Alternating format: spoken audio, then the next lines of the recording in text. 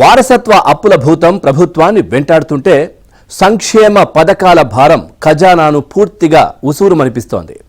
ఓవైపు ఆదాయం అంతంతే ఉన్న సమయంలో ఖర్చులు ఆకాశాన్ని అంటుతున్నాయి. ఇక డిసెంబర్లో ఉద్యోగులకు జీతాలు పెన్షన్లు ఇవ్వడానికి కూడా డబ్బులు వెతుక్కోవాల్సిన పరిస్థితి ఏర్పడింది. ఎందుకని ఏపీ ఆర్థిక వ్యవస్థ అప్పుల ఊబిలో కూరుకుపోయింది? దీనికి కారణాలెవరు?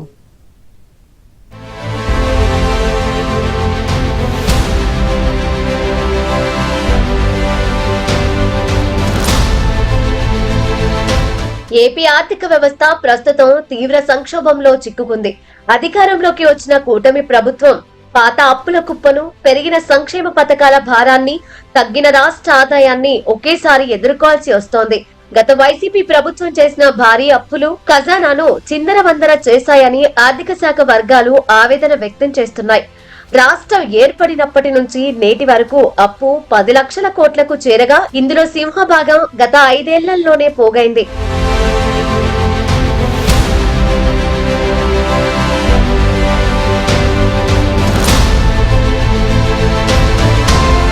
రెండు 2025-2026 ఆర్థిక సంవత్సరానికి 3,22,000 కోట్ల రూపాయలు బడ్జెట్ లో ప్రతిపాదించినప్పటికీ గత ప్రభుత్వం చేసిన అప్పులతో ఆర్థికంగా వ్యవస్థ చిన్నాభిన్నమైంది.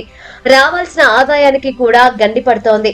అంచనాలు రూపొందించి బడ్జెట్ లో చూపించినప్పటికీ ఆశించిన రీతిలో ఆదాయం లేకపోవడంతో ఖజానా ఆర్థిక సంవత్సరం చివరికి వచ్చేసరికి ఇబ్బందులు ఎదుర్కొంటోంది.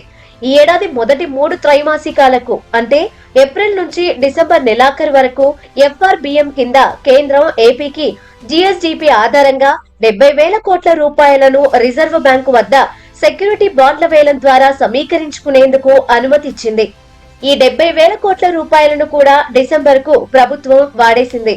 ఇప్పుడు చివరి త్రైమాసికం అంటే జనవరి, ఫిబ్రవరి, మార్చికి మరో 15,000 నుంచి 16,000 కోట్ల రూపాయల వరకు కేంద్రం వద్ద ప్రతిపాదనలు పెట్టేందుకు ప్రభుత్వం ప్రయత్నిస్తోంది.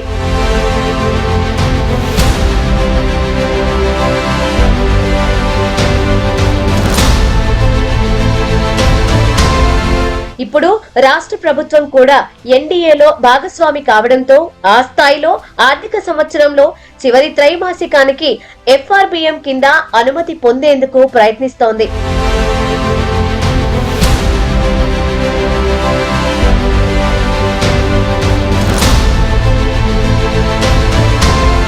సాధారణంగా ప్రతి నెల 1వ తారీఖు నాటికి ఖజానాలో 14,000 కోట్ల నిధులు ఉండాలి. కానీ ఇందులో 6,000 కోట్లు ఉద్యోగుల జీతాలు, పెన్షన్లు, మరో 2,500 కోట్లు వృద్ధులు, వికలాంగులు, వితంతువుల పింఛన్లకు సరిపోతున్నాయి.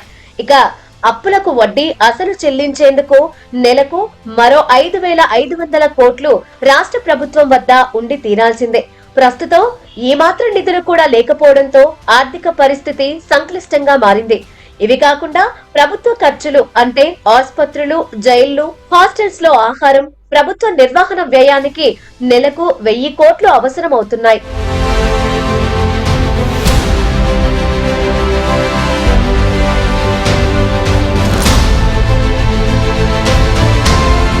డిసెంబర్లో ఆదాయం తగ్గిపోవడంతో 4 నుంచి జీతాలు జమ కావడం ప్రారంభమయ్యాయి. వైసీపీ ప్రభుత్వ హయాంలో కేంద్ర ప్రాయోజిత పథకాల ద్వారా వచ్చే డబ్బును దారి మళ్లించడంతో కేంద్రం ఆ పథకాలన్నింటినీ నిలిపివేసింది. కూటమి ప్రభుత్వం అధికారంలోకి వచ్చాక పక్కదారి పట్టిన 8,500 కోట్ల రూపాయలను ఆయా ఖాతాల్లో జమ చేయడంతో మళ్లీ కేంద్ర ప్రాయోజిత పథకాలు తిరిగి ప్రారంభమయ్యాయి. ఏపీ బేవరేజెస్ కార్పొరేషన్ ద్వారా మద్యం భవిష్యత్తు ఆదాయాన్ని కూడా తాకట్టు పెట్టి వైసీపీ ప్రభుత్వం అప్పులు తీసుకొచ్చింది. ఇంత విధ్వంసం చేసినా వైసీపీ నేతలు మాత్రం తమ తప్పులను ఒప్పుకోవడం లేదు. సంక్షేమం కోసం తమ ప్రభుత్వం బేవరేజెస్ కార్పొరేషన్ బాండ్లు తాకట్టు పెట్టి అప్పులు చేస్తే కూటమి ప్రభుత్వం నానా రాద్ధాంతం చేశారని తప్పులను కప్పిపుచ్చుకుంటున్నారు. 2019లో మేము ప్రభుత్వం ఏర్పాటు చేసుకోక ముందు ప్రైవేట్ వ్యక్తులు మత్తు పానీయాలు మందు అమ్మేవాళ్ళు. ఉదాహరణకు ఒకవేళ బీర్ సీసా 100 రూపాయలు ఉంటే రీటైల్ వాళ్ళందరూ కలిసి ఒక సిండికేట్ అయిపోయి ఆ ఊర్లో 10 రూపాయలు 20 రూపాయలు ఇల్లీగల్గా ఎక్కువ అమ్మేవాళ్ళు. అది ఎంత ఎక్కువ అమ్ముతున్నారని చెప్పి మేము కనుక్కొని అది ఒక కొత్త పన్ను అంటే ప్రైవేట్ వ్యక్తులకు పోయే 10-20 రూపాయలు ఏదైతే ఉందో దాన్ని ఒక పన్నుగా చేసి దాని పేరు ఏఆర్ఈటీ అని పెట్టి ఆ ఏఆర్ఈటీ ద్వారా మేము సంక్షేమం కోసం చేసిన అప్పుకు డబ్బులు కట్టాం. అంటే ప్రైవేట్ వ్యక్తులకు పోయే డబ్బులు ఏవైతే ఉందో దాన్ని ఒక పన్నుగా సృష్టించి ఆ పన్ను ద్వారా పేదవాని సంక్షేమానికి సంబంధించిన ఖర్చును మేము అప్పు దిద్దుతున్నాం.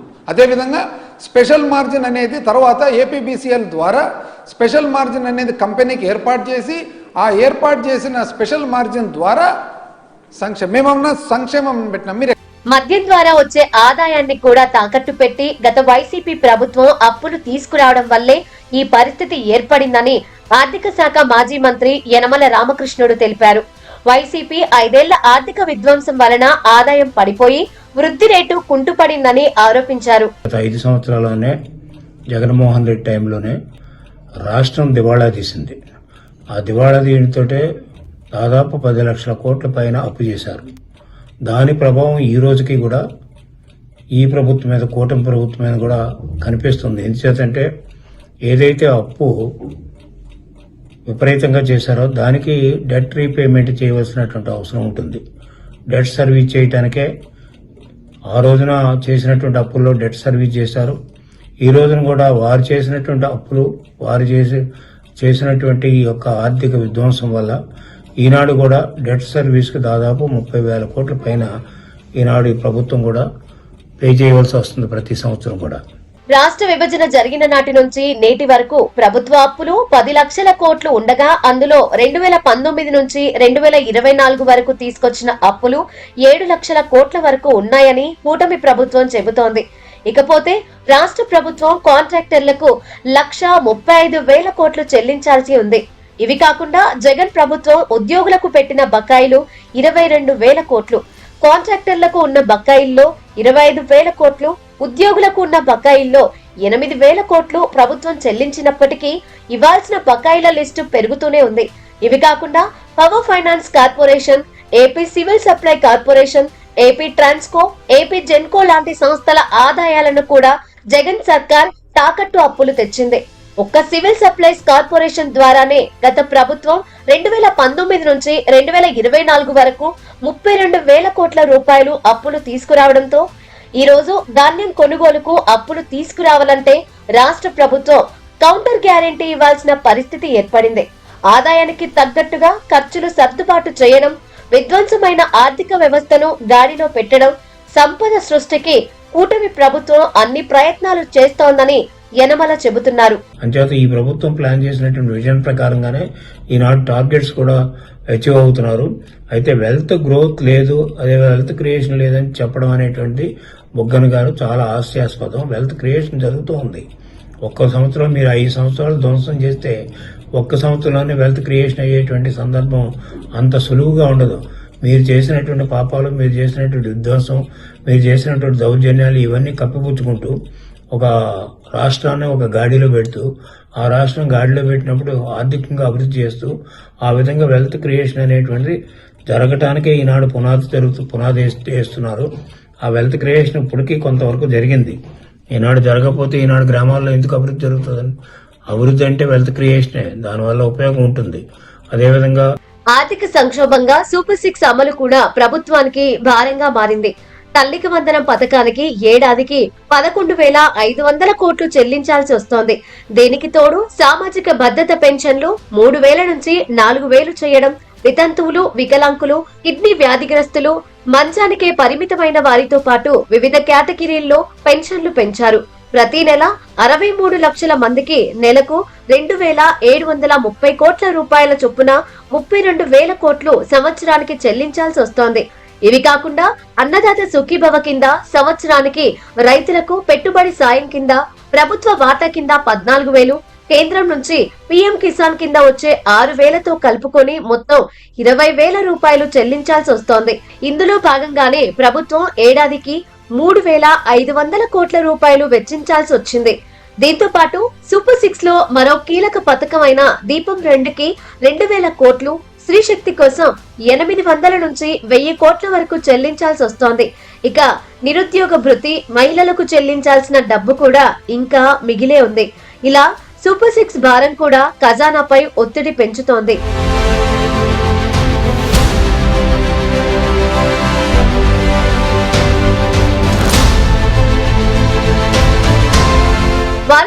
వచ్చిన అప్పులతో ఆరోగ్యశ్రీ కూడా కుంటుపడింది. 3,000 కోట్ల బకాయిలు పేరుకుపోవడంతో పేదలకు ఉచిత వైద్యం అందడం కూడా కష్టంగా మారింది. అప్పులు ఇచ్చేందుకు బ్యాంకులు కూడా తిరస్కరించాయి. ముఖ్యంగా ఆరోగ్యశ్రీ ట్రస్టుకు ఆస్తులు లేకపోవడం, ఖర్చు మినహా ఆదాయం లేకపోవడంతో ప్రభుత్వం కౌంటర్ గ్యారెంటీ ఇవ్వాలని బ్యాంకులు కోరాయి. ప్రభుత్వానికి ఆర్ఎఫ్బిఎం పరిమితి దాటిపోవడంతో కౌంటర్ గ్యారెంటీ ఇచ్చే అవకాశం కూడా లేకుండా పోయింది. అందువలన దశల వారీగా అప్పులు చెల్లించాలని ప్రభుత్వానికి పలువురు సూచించారు. జనవరి 1 నుంచి ఉద్యోగుల జీతాల్లో ఎట్టి పరిస్థితుల్లో జాప్యం జరగనివ్వొద్దని సీఎం ఆదేశించినట్లు తెలుస్తోంది. మరోవైపు ఆదాయం ఆర్జించే వాణిజ్య పన్నులు, రిజిస్ట్రేషన్, మైనింగ్, ఎక్సైజ్ వంటి శాఖల ద్వారా నిర్దేశించుకున్న 3వ త్రైమాసిక ఆదాయం కూడా ఆశించిన రీతిలో రాకపోవడం, కేంద్రం నుంచి వచ్చే గ్రాంట్లు కూడా తగ్గిపోవడంతో ఆర్థిక ఇబ్బందులు మరింత ఎక్కువయ్యాయి.